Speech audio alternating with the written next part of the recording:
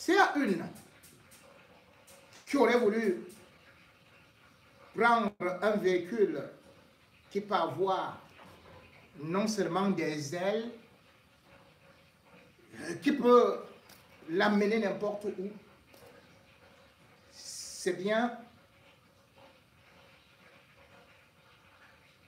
celle-là qu'on appelle Ivana, Catherine et Somba.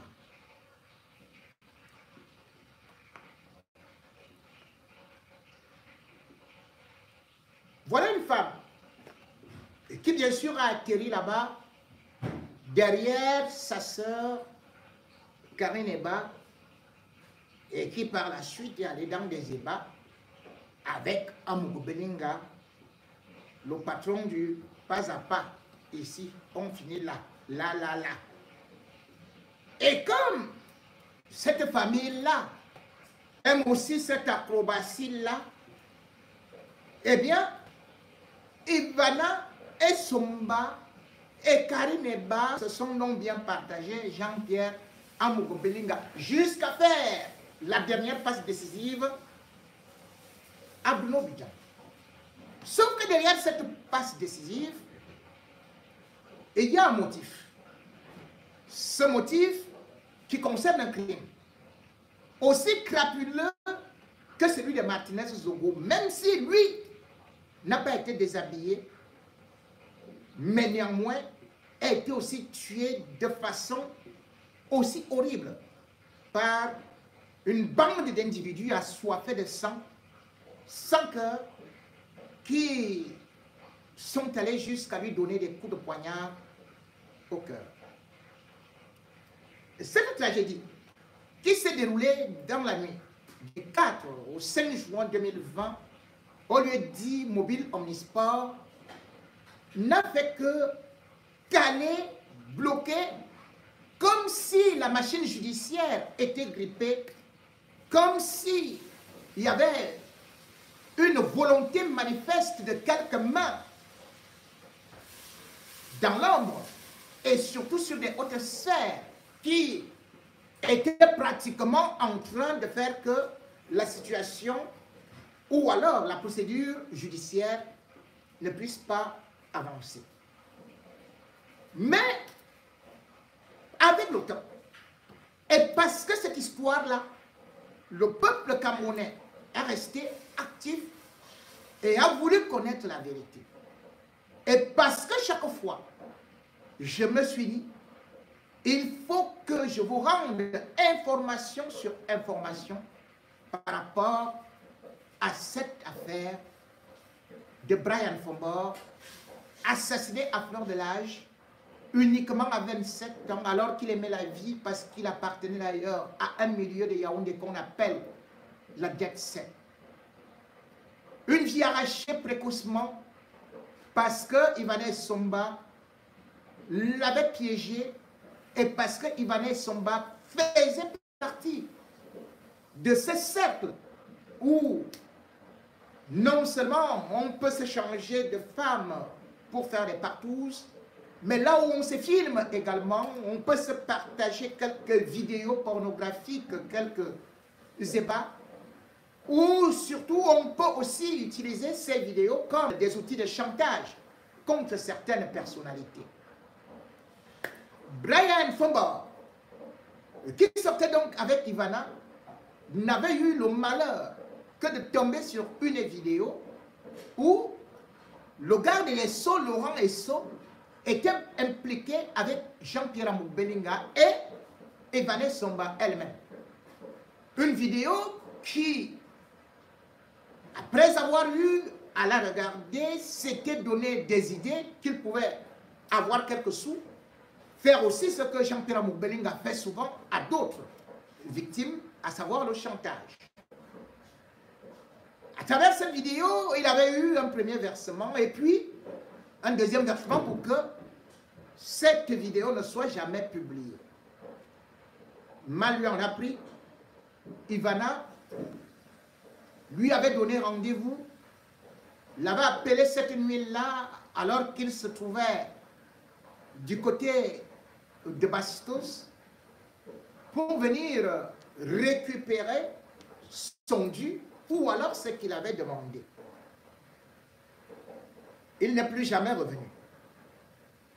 L'affaire a beaucoup traîné parce que Ivana, après ce crime-là, s'était contenté non seulement à se maquiller une trentaine de minutes après, toute belle et toute lumineuse, pour venir avec une froideur insoutenable et un calme olympique, dire que son ami avait été assassiné dans le véhicule pendant la nuit et qu'elle, elle avait seulement perdu l'ongle.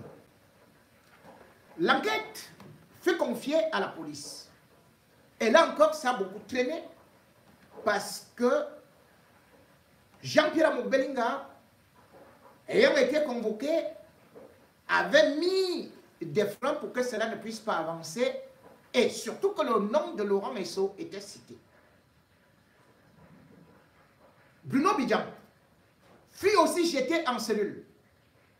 Il s'en sortit comme Ivana Essomba qui avait passé un mois, mais pas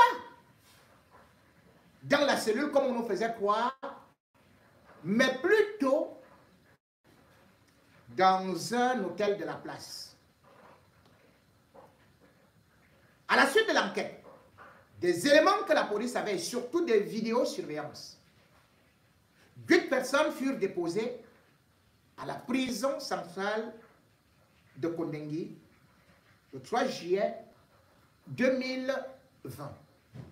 Mais curieusement, ces 8 personnes étaient accusées d'assassinat, de coaction d'assassinat. Et la personne même qui était au centre de l'affaire, Ivana Essomba, fut plutôt libérée, même pas sous caution, mais qu'elle devrait comparaître libre. Après tergiversation et autres renvois, nous y voici encore le 26 avril 2023 au tribunal d'instance de Yaoundé où cette fois-ci le ministère public et aussi les avocats de la famille Brian Fombor représentés par Maître Mbem et les avocats de Ivana Essomba se sont livrés à un véritable combat. Un combat pour faire ressurgir la vérité, ou plutôt pour faire surgir la vérité, un combat de contradiction. Au cours de ces débats, beaucoup de choses vont sortir. Claires. D'abord, le procureur de la République, prenant la parole, va démontrer les multiples versions d'Ivana Essomba, variant les unes des autres, selon qu'on soit au niveau de ce qu'on peut appeler les enquêtes préliminaires, ou encore de l'instruction, où chaque version était presque une sorte de tango à reculons. Le procureur de la République va d'abord révéler que pendant les auditions, ou plutôt pendant l'enquête préliminaire, Ivana Essomba, on ne la voit pas dans des vidéos parce que cette fois-ci, on a projeté des vidéos.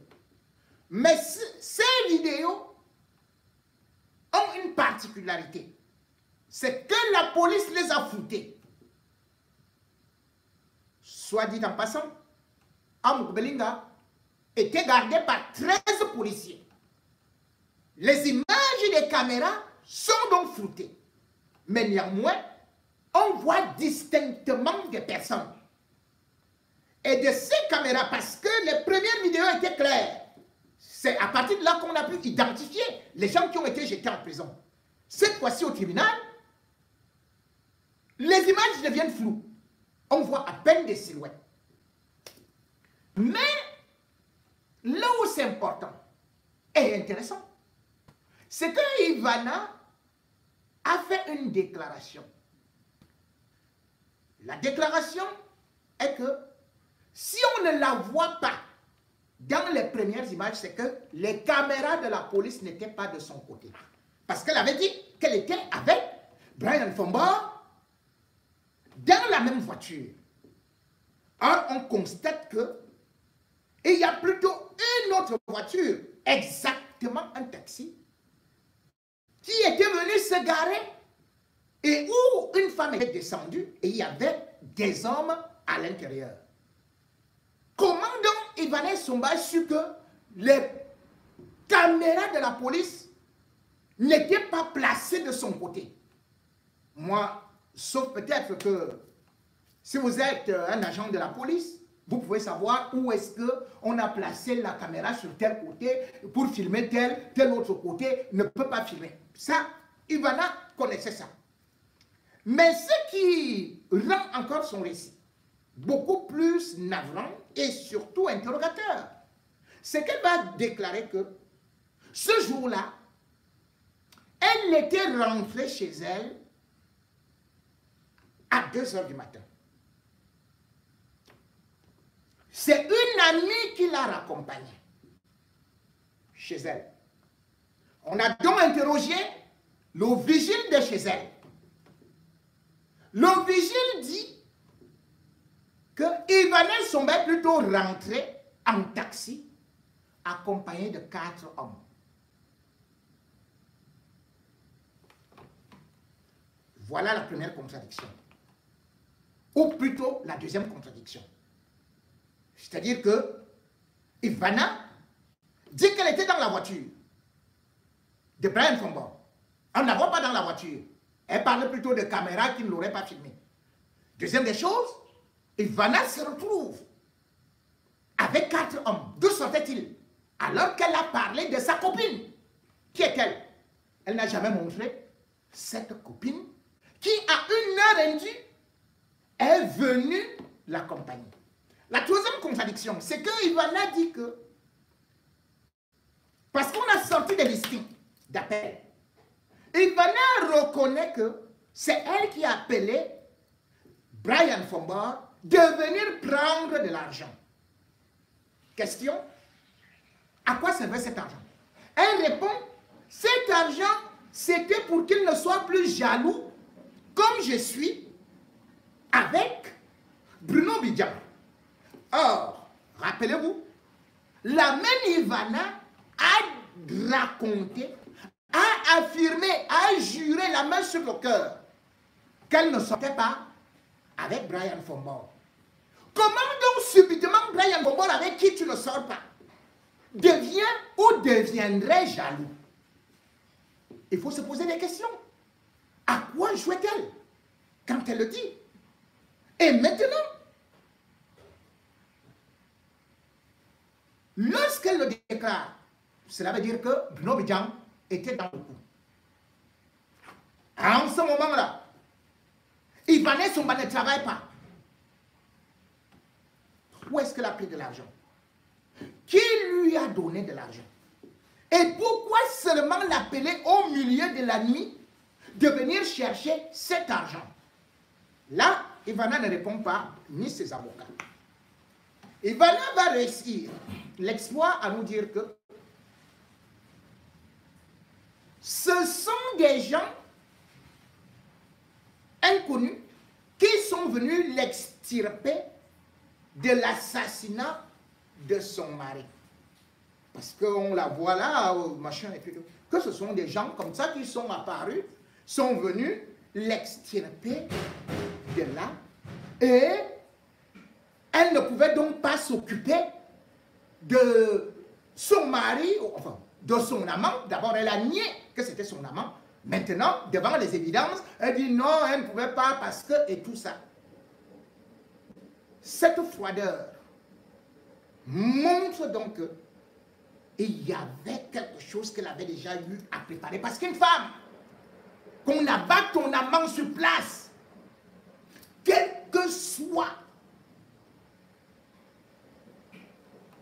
tu es soldat, tu vas pleurer. Tu vas pleurer. Elle n'a pas pleuré. Rien.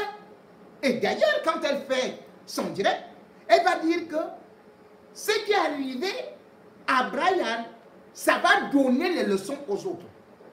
En fait, Ivana affirme donc que c'était une leçon qu'on a donnée à Brian.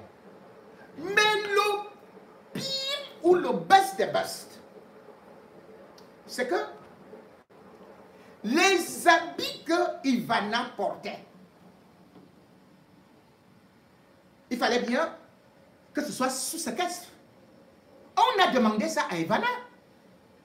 Les habits qu'elle portait le jour du crime, parce que ça devait permettre de faire les tests ADN ou encore l'examen de sang et tout, voir qui a fait quoi et tout. Ivana a déclaré, et ça c'est le procureur de la République qui retrace ou qui relate toutes les déclarations d'Ivana. Elle a déclaré que les habits, lorsqu'elle est rentrée, elle a donné cela à son vigile pour pas seulement laver, mais s'en débarrasser, les déchirer. Et pourquoi? Elle dit parce qu'elle ne voulait garder aucun souvenir de cette nuit-là. Ah! Mais le vigile n'a jamais lavé les habits, ni déchiré. Où sont donc partis les habits que Ivana portait et qui devaient être mis sous séquestre? Et troisième des choses,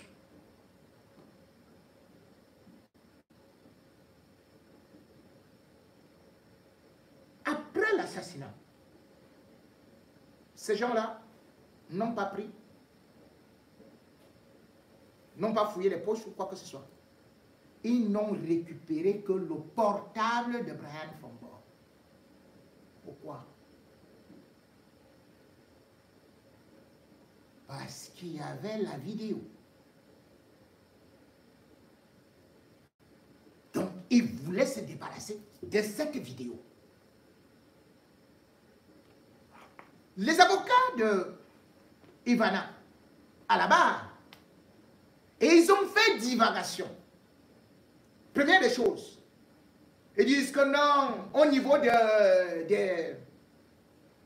du listing d'appel, ils ne veulent pas ça, c'est du brouillon. C'est du brouillon, pourquoi? Parce que cela n'a pas été validé par l'antique. Ça n'a pas été validé par l'antique. Soit. Mais le problème est clair. Ivana a reconnu, on n'a même pas besoin de listing. Elle a reconnu avoir appelé, oui ou non, elle a appelé. C'est elle-même qui l'a reconnu. Il y avait des témoins lorsque Brian Fombor a reçu le coup de fil. Est-ce qu'on a besoin d'aller chercher l'antique lorsque Ivana elle-même a déjà reconnu que oui, j'ai appelé? Lorsqu'il y a des témoins qui confirment, et lorsqu'on sait que l'antique, bien évidemment avec Jean-Pierre Amoukbelinga, a fait que Amoukbelinga avait refusé qu'on puisse même certifier quoi que ce soit avec Laurent Esso. Deuxième des choses, selon eux, après cette contestation, ils disent que l'ordonnance de renvoi du juge d'instruction se base sur des réseaux sociaux. Donc c'est nous que le juge des réseaux sociaux, que le juge d'instruction a écouté. Mais attendez, le juge d'instruction n'a pas vu le corps. Il y a bien un corps. Il y a bien eu un crime. Tout le monde connaît le lieu du crime. Et tout le monde, y compris Ivana, reconnaît que c'était bien Brian Fombor. Comment aujourd'hui vous allez dire que exactement les mêmes motifs qui s'utilisent? Que ce n'est pas le corps de Martinez. Oh, on n'a pas fait ceci. Et il n'y a pas eu d'autopsie, il n'y a pas eu cela. Et ils disent qu'il n'y a pas eu l'examen de sang. Il n'y a pas eu examen de sang. Donc une maman vient reconnaître son enfant. Les juges d'Ivana, les avocats d'Ivana, trouvent que la seule chose qui manque, les seules choses, il y a deux éléments qui signalent. Ils signalent que, un, il n'y a pas d'examen de sang, deux, il n'y a pas le poignard. Donc, si quelqu'un arrive ici, il me poignarde, il me tue, il s'en va avec le poignard, il va jeter même dans la mer. Tant qu'on n'a pas retrouvé le poignard là, c'est que J.Paul Ebingo n'a jamais été assassiné. Alors qu'on a vu le nombre de coups de poignard. Les vidéosurveillance montrent les coups de poignard. Et il y a eu une autopsie qui détermine qu'il y a eu les coups de poignard. Mais les avocats d'Ivané Somba disent que tant qu'il n'y a pas de poignard, c'est que tous les éléments là sont faux. Il faut seulement le poignard. Donc, au Cameroun, cela veut dire que, exactement comme M. Tchungang fait, oh ouais la scène du crime, oh ouais l'arme du crime, oh ouais ceci et cela. Mais tiens, on peut bien brûler l'arme du crime. On peut bien perdre l'arme du crime. Ce n'est pas parce qu'il n'y a pas l'arme du crime qu'il n'y a pas crime. Ce n'est pas parce que vous n'avez pas un examen de sang. Encore que la principale actrice, elle lui a détruit les pièces à conviction. C'est elle-même qui a détruit. C'est elle-même qui avoue que j'ai pris l'habit. J'ai donné à mon vigile. Cet habit n'existe plus. Mais vous demandez à la justice de retrouver absolument l'habit que Ivana a détruit. Voilà ce que les avocats d'Ivana demandent. Mesdames et messieurs, ce qui est intéressant, choquant, parce que ce n'est plus intéressant, c'est choquant,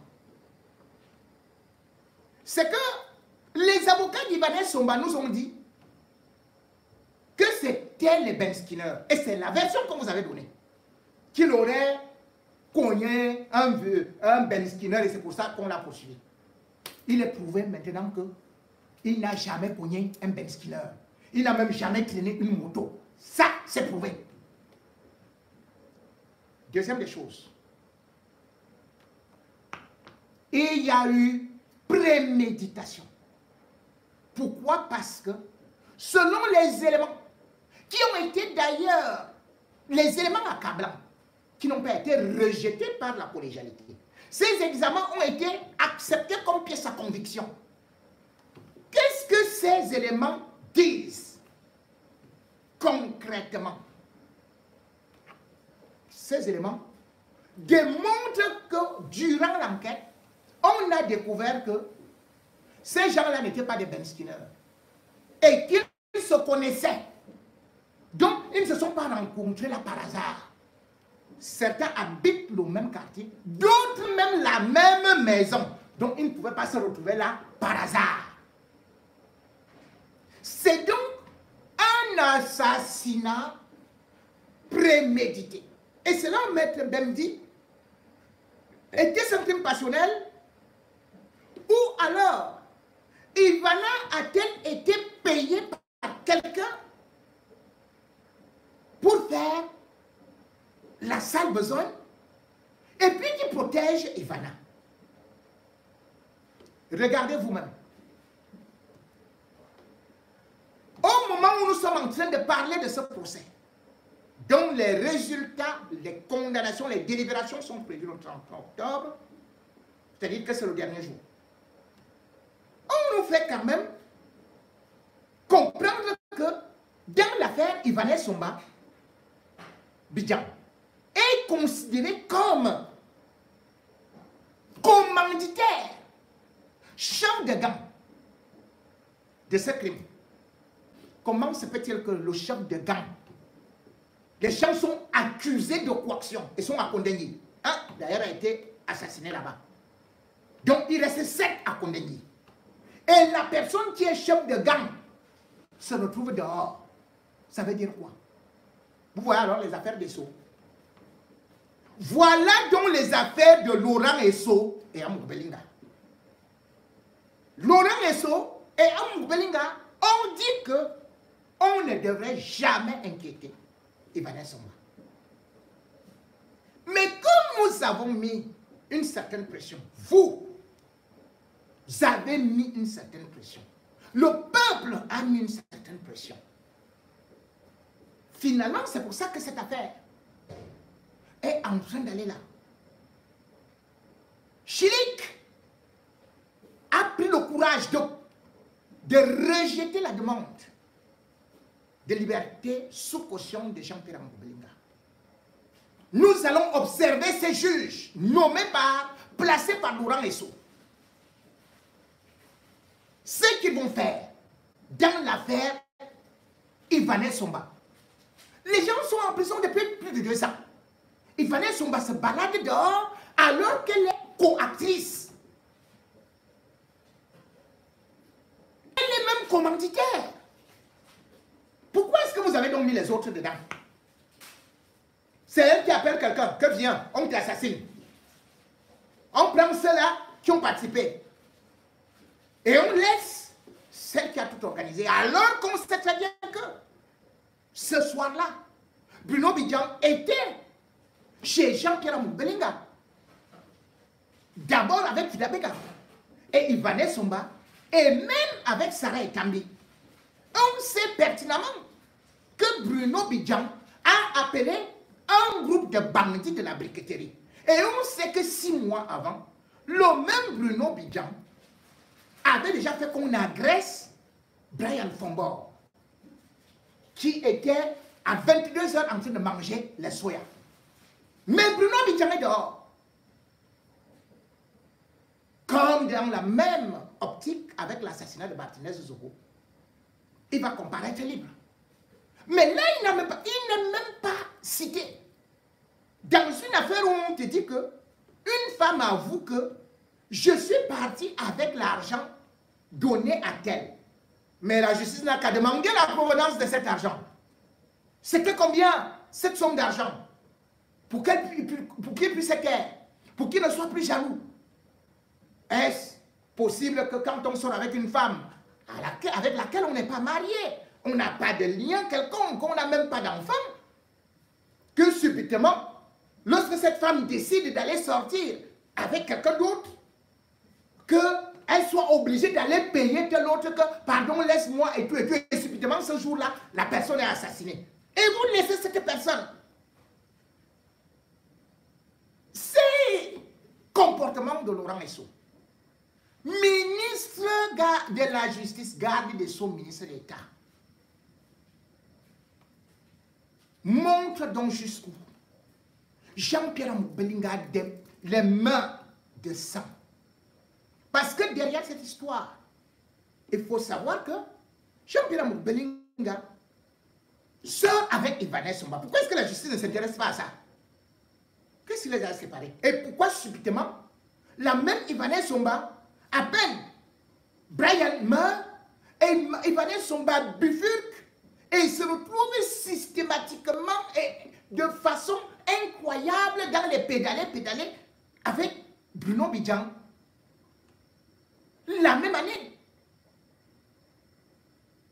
Et par la suite, c'est un enfant. Et puis dernièrement là, pendant que les autres sont en train de pleurer leur enfant, Bruno Bidjan se marie le 17 décembre. Le 19 décembre plutôt. Le 17 décembre 2022. Comment comprendre que avant Amour Belinga qui sortait avec Karine et puis maintenant Ivanel Songba a été obligée, et d'ailleurs Maman Sarah, c'est Maman Sarah avec l'autre Mélissa qui a dit tu te débarrasses d'abord d'elle, quelques d'ici, parce que ceci et cela. Tous les employés de Vision 4 et les anciens le savent. Elle représentait une émission dans la matinale. Et tout le monde la voyait avec Amogo Belinga. Comment y a-t-il eu de Amogo Belinga qu'il a suspendu, qui à une certaine période s'est même débarrassé de Bruno Bidjan? Vous vous rappelez?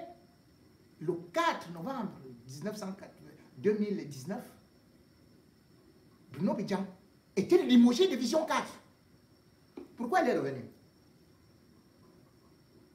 Et subitement, Amogo se met à lui faire autant de confiance.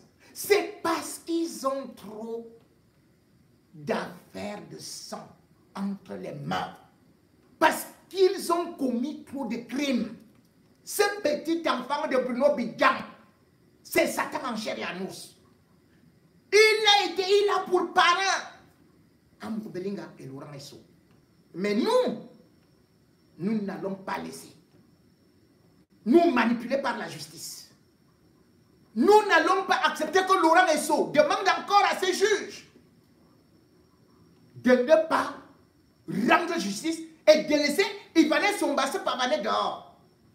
D'ailleurs, Ivanès Somba, lorsqu'elle a été coincée, parce qu'elle voulait partir depuis, elle a d'ailleurs fait un passeport. Et maman Sarah Ekambi, lui avait dit que non, on est en... Tout quoi qu'on va faire quoi, hein? Le ministre est là, il a dit que tout rien va t'arriver. Tout quoi que tout va partir. Là, voilà, elle est repartie.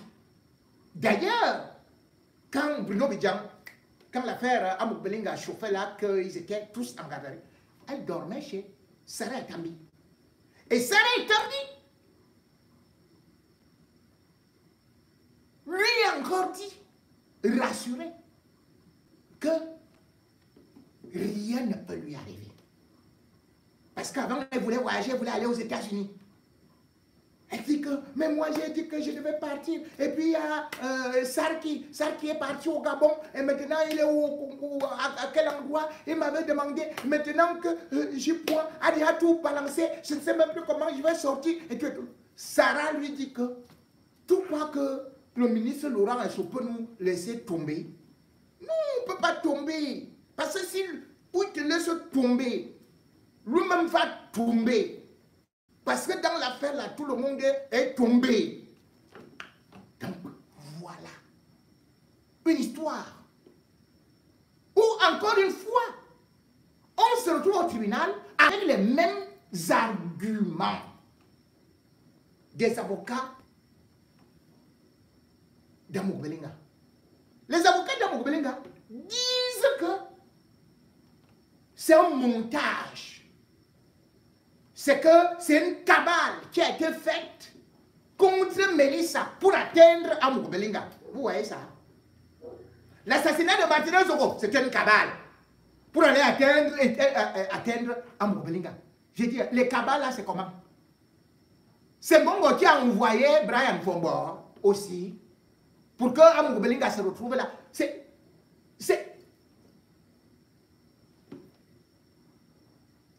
qui? C'est le DGSN qui a envoyé Karine Eba, Ivanès au niveau des pattes de Jean-Pierre Amogo Belinga. Qui? C'est Ngongo toujours? Mais Amogo Belinga est impliqué dans des crimes depuis, dans des assassinats. Et parce qu'il savait qu'il est impuni. Et parce qu'il savait qu'il est au-dessus de la loi. C'est pour ça qu'il a continué à rendre le Cameroun invivable. Et ça fait qu'aujourd'hui, dans la lexicologie des Camerounais, ils se disent tellement au-dessus de la loi et ils croient que le pouvoir, c'est pour eux. Ils te disent que on t'attend ici au pays. Tu vas voir ce qu'on va te faire. Vous avez déjà vu un pays comme ça? Où les gens disent que tu sais à qui tu as affaire, alors on t'attend ici au pays. Dès que tu viens, on va te finir. Dès que tu viens, on va te finir. On va te montrer, on va te mettre en prison, on va te tuer. C'est quel pays ça? Parce qu'on a laissé des malfrats comme Amogo Belinga, avec des Laurent Esso, qui ont fait trop de mal à notre pays, qui aujourd'hui est sali à l'extérieur.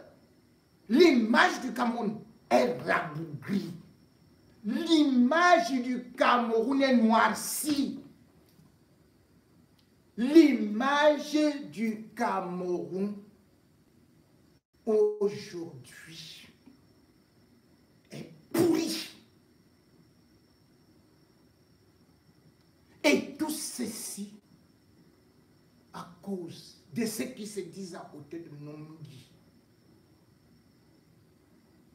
Les amoureux sourient, me balabidou. Mais, faire quoi? Pour Martinez Zoro, pour Brian Fombor, Laurent Esso, Amogo Belinga, et tous ceux qui font du mal depuis, vous serez punis. On ne vous lâchera plus jamais. C'est vous qui allez fuir de ce pays-là. Ou alors, vous trouverez un asile, le seul qui vous conviendra. Ce sera vous-même de signer vos mandats de dépôt, mandats d'arrêt pour la prison de Kondengi ou le CED, avant que Paul Biya, un jour, ne se réveille de son sommeil et fasse de vous ce qu'il a fait à vos prédécesseurs. Ce qui est arrivé dans la maison de la poule finit toujours par arriver dans la maison du canard, dit